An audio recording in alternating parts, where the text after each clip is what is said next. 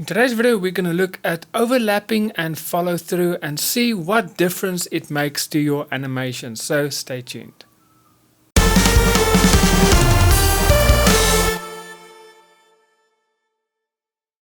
Hey guys, my name is Eon and welcome to my Start Animating YouTube channel.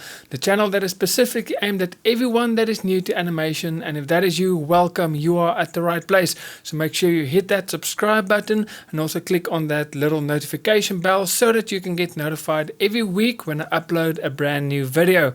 Now, as I've mentioned, today we're going to look at overlapping and follow through and what impact that has on your animation. So if you don't know, that is one of the principles of animation.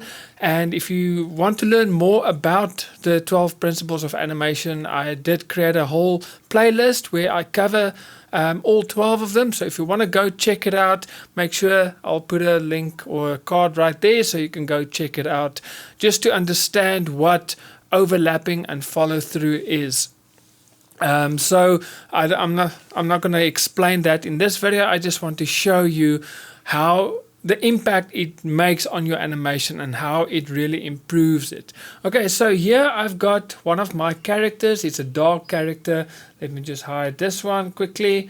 And then I've already animated this character. Just the tail that is going to wag. Okay, so if I'm going to press play, you'll see there it wags, but the tail is very stiff. Okay, so you need to add like a wave movement, so a little bit of flexibility to the tail so that it looks more realistic. Okay, so let's move to the beginning. I'm gonna hide it, and so what I did is I've just copied and pasted that same character with the same movement like that, and we are going to make some adjustments to this character so that it kind of looks a little bit better. Okay, so let's just do that. I'm just gonna make sure I've got the right one selected. There you go. And transform. Okay, now let's remove that and let's click there, and I am going to select the tail. Let's move to the beginning, and first of all, there you go. So there is the different key points that I've created. Okay, so the first thing is when he gets there, I want his tail to be dragging. Okay, so let's add all of that. Okay, so when he gets to that first place there, his tail is dragging, and now there I want his tail to be dragging again, but I want it to already happen here. So let's just add let's just make his tail drag like so. But I want it to already start dragging there. Okay, so because it's already moving backwards, so let's just again add some drag movement.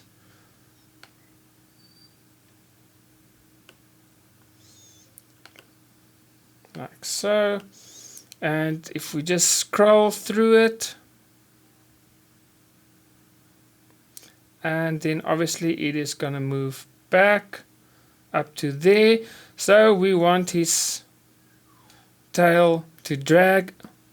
So it's moving now back to the top position, and let's just make it drag again.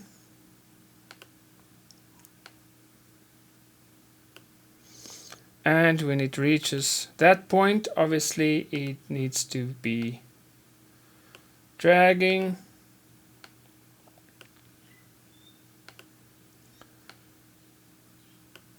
Okay, and now it is going to move back, so we want to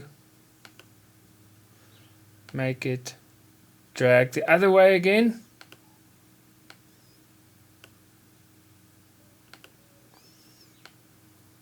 Like so. And when it gets to that position, obviously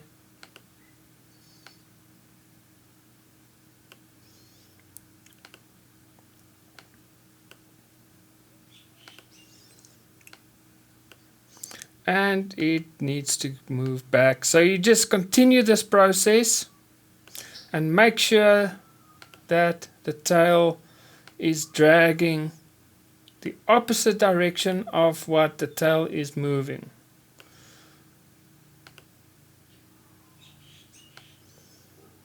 And when it reaches that point, obviously again it needs to drag.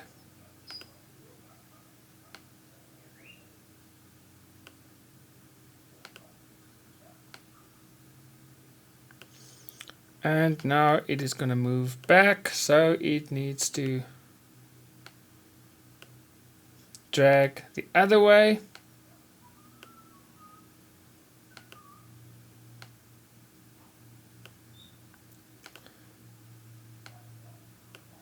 And when it reaches that point is finished. So if we press play now, so somewhere I just made a mistake, so let's have a look.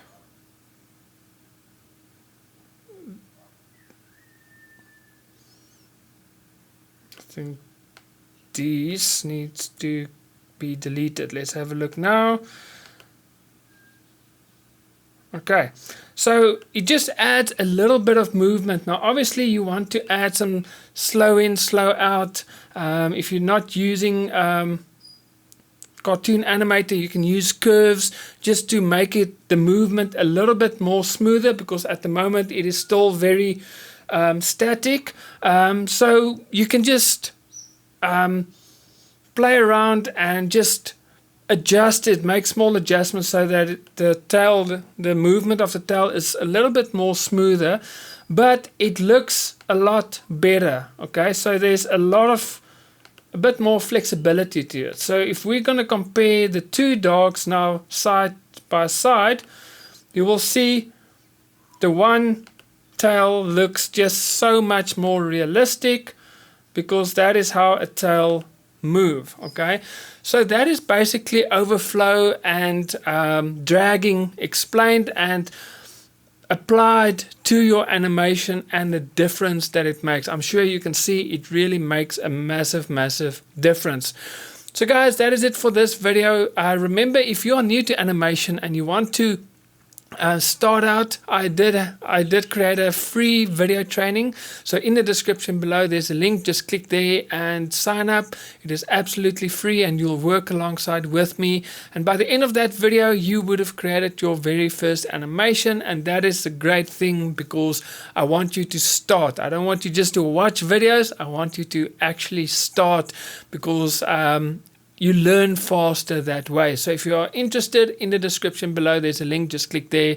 And if you haven't subscribed to this YouTube channel, make sure you click on that subscribe button and also on that little notification bell, so that you can get notified in the future when I release new videos.